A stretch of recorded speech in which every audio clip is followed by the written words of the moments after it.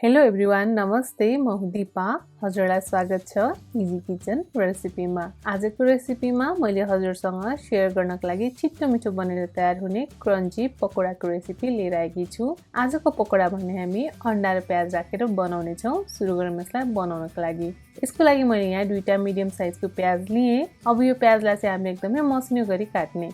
मैले यहाँ दुईटै प्याजलाई यसरी काटेर यहाँ तयार गरेकी छु। हजुरले आफ्नो इच्छा अनुसार प्याजको क्वान्टिटी घटिया बढी गर्न सक्नुहुन्छ। प्याज काट्दा चाहिँ हामीले जति सक्दो यसरी पातलो काटेर तयार गर्ने। यसो गर्दा चाहिँ पकोडा एकदमै क्रन्ची बन्छ। अब काटिसकेको प्याजमा राखे मैले सानो चम्चाको 1 चम्चा नुन राखेर अब यो प्याजलाई राम्रोसँग मोल्दिने। यसरी नुन राखेर प्याजलाई मोल्दा चाहिँ प्याज नरम भएर जान्छ। नरम भएर गएपछि चाहिँ यसमा हामीले कति मसला बेसन राख्ने भनेर अड्कल्नको लागि हामीलाई धेरै नै सजिलो हुन्छ।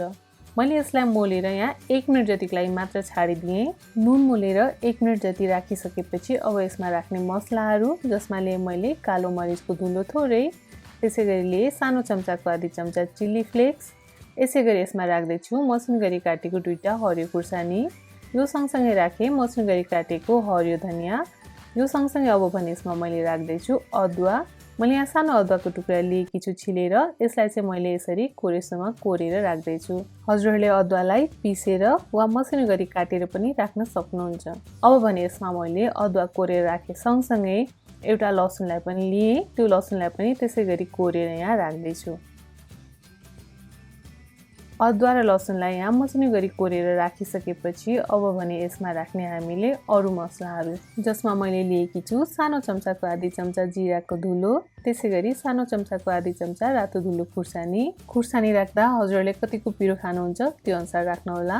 खुर्सानीको धुलो राखेसँगै यसमा मैले थोरै राखेँ बेसार राखे सँगसँगै यसमा राखेँ सानो चम्चाको आधी चम्चा धनियाको धुलो।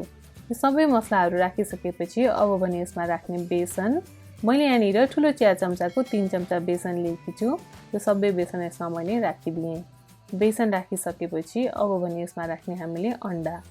यति प्याज र बेसनको लागि हामीलाई यहाँ एउटा मात्र अन्डाको आवश्यकता पर्छ। मैले यहाँनिर राखेँ एउटा अन्डा। यो अन्डा राखिसकेपछि अब यो सबै सामग्रीलाई हामीले राम्रोसँग मोलेर मिक्स गरिदिने।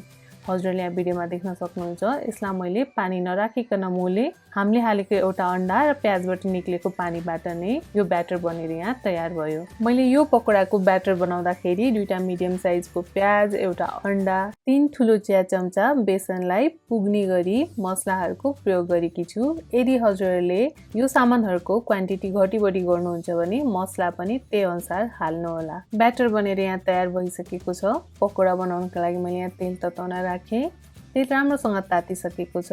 अब भने अघि हामीले तयार गरेको ब्याटरलाई यसरी हातमा थोरै थोरै लिने।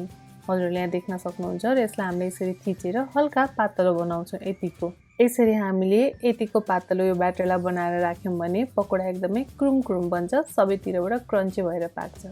अब यसलाई हामीले यो तातेको तेलमा राख्ने। यसरी एक एक गर्दै हामीले सबै ब्याटरलाई हाल्दै जाने।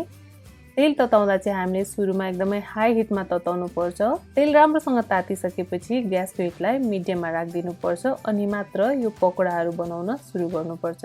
मैले यहाँनिर एकचोटिमा अट्ने सबै ब्याटरहरू हालिदिएँ। ग्यासको हिटलाई मिडियम टु हाईमा राखेर अब यसलाई 2 मिनेट जति एक साइडबाट पहिला पाक्न दिने।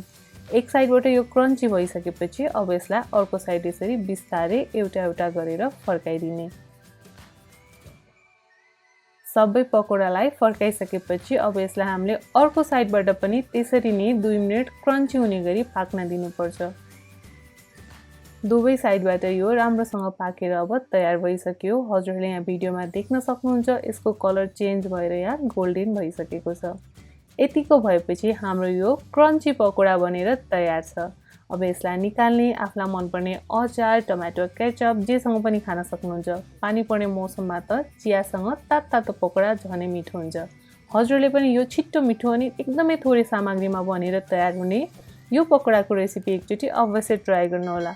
अनि हजुरहरूलाई इजी किचनको रेसिपीहरू कस्तो लाग्छ मन परेमा भिडियोहरूलाई लाइक गरिदिनु होला, साथीभाइहरूसँग सेयर गरिदिनु होला। अनि यस्तै छिट्टो मिठो इजी रेसिपीहरूको लागि इजी किचन रेसिपीलाई सब्स्क्राइब गर्न भने नबिर्सिनु होला। हजुरको दिन शुभ बितोस्। Thank you.